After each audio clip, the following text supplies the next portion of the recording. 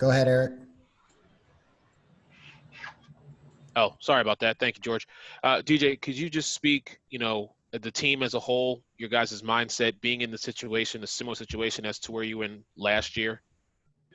Yeah, I mean, I think we're in a different headspace this year than we were last year. I mean, we knew they was gonna come out and play hard and play a lot better than they did in the first game, and I think this year we're not surprised by it. So we're just a little bit more mature this year, and going into Game 3, I think we have a game plan that can hopefully help us win the game.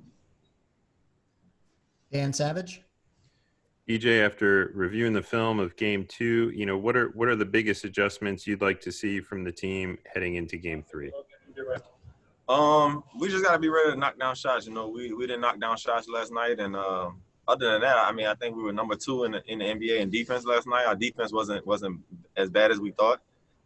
It's things that we can do better and that we will do better. And other than that, just making shots. We had a tough shooting night last night, and just try to get back to tomorrow night. Roy Perry. Hey, DJ. Getting off to a good start is something that's Go ahead, talked Roy. a lot about. Try again. Can you hear me now? Now I can, yes. All right. Sorry, George. Sorry, DJ. Getting off to a good start is something that you guys talked about. You were able to do that in Game 1, not so much in Game 2. But what can do well to get in that groove early? I'm sorry, you broke up at the end. Could you repeat that? Sorry, DJ. Getting off to a fast start, what are the things that you guys look for and try to do in order to get in that groove early in the game? I think just get stops and push the ball in transition, get easy buckets, and rebounding. We got killed in rebounding last night in that category. So that's our biggest thing. Just getting stops, getting rebounds, and just pushing and trying to score easy baskets in transition. That normally gets us going early on in the game. Josh Robbins. DJ, how has your team been able to limit the Bucks' offense in transition and to almost completely eliminate their fast break game? I mean, that was our game plan going into the series. We knew how dangerous they were in transition, especially Giannis and Bledsoe. So just loading up to those guys, being there for each other, communicating and helping out on defense. That was some of our main categories we wanted to be good on going into the series. Josh Cohen. Hey, DJ, how important is it to stay confident with your three-point shooting as a team, even if shots aren't falling? Yeah, I mean, that's basketball. You're not going to play 82 games or even, a playoff series and make every shot. So we know that going in. We feel strongly we'll have a better shooting game next game, and we just got to be able to be ready and be ready to keep shooting and just stay confident. If you lose your confidence, you won't make any shots anyway. So just staying confident and believing in ourselves and trusting the pass, and we'll be fine next game. Dan Savage. I think it was evident from your first or second possession as a team that they were going to be much more aggressive on the ball. How much more aggressive were they in Game 2? Especially towards Markelle and yourself. Yeah, they definitely picked up their pressure and their intensity. Especially the guards, just trying to make it hard on us to get the ball and get into our offense. And they did a great job. I give them credit. But we got to be ready to accept that and be aggressive as well and just attack like we did in Game 1. And, we'll be ready for that next game. Roy Perry.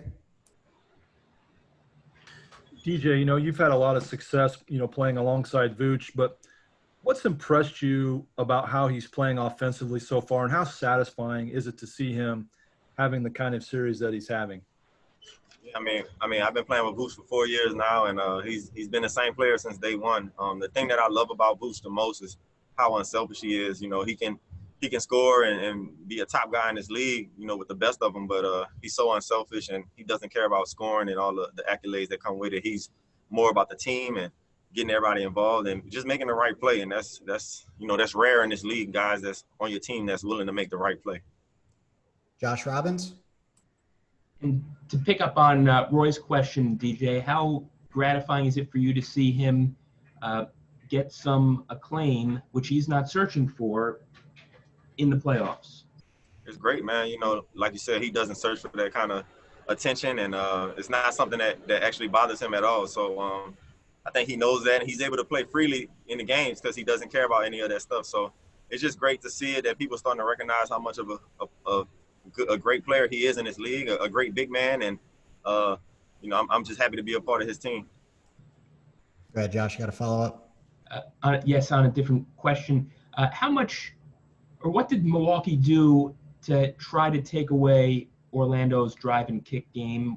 Was that partly what you were discussing before with regard to the ball pressure that they applied?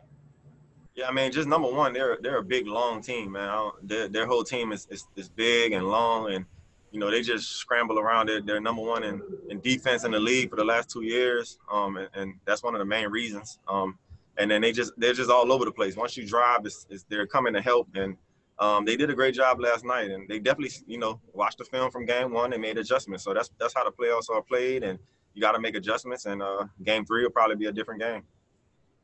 Eric Wilson. Hey, DJ, so, you always talking about staying ready so you don't have to get ready. What are you telling to the younger guys on this team with regards to, keeping their head up, staying focused, and, riding this whole thing out? Yeah, I mean, just like a day like today, we had practice. We didn't do a whole lot, but guys are in there right now getting a lot of shots up, just staying ready because, we're going to continue to get open shots against this team because, like I said, the way they help on defense. And we just got to be ready to knock them down, have that confidence. And the more shots you get up, the more you'll feel comfortable making them in the game. So guys are just staying positive. And, yesterday's game is over with. That's behind us. And we're just moving on and getting ready for the next game. Anything else for DJ? All right, thanks, DJ.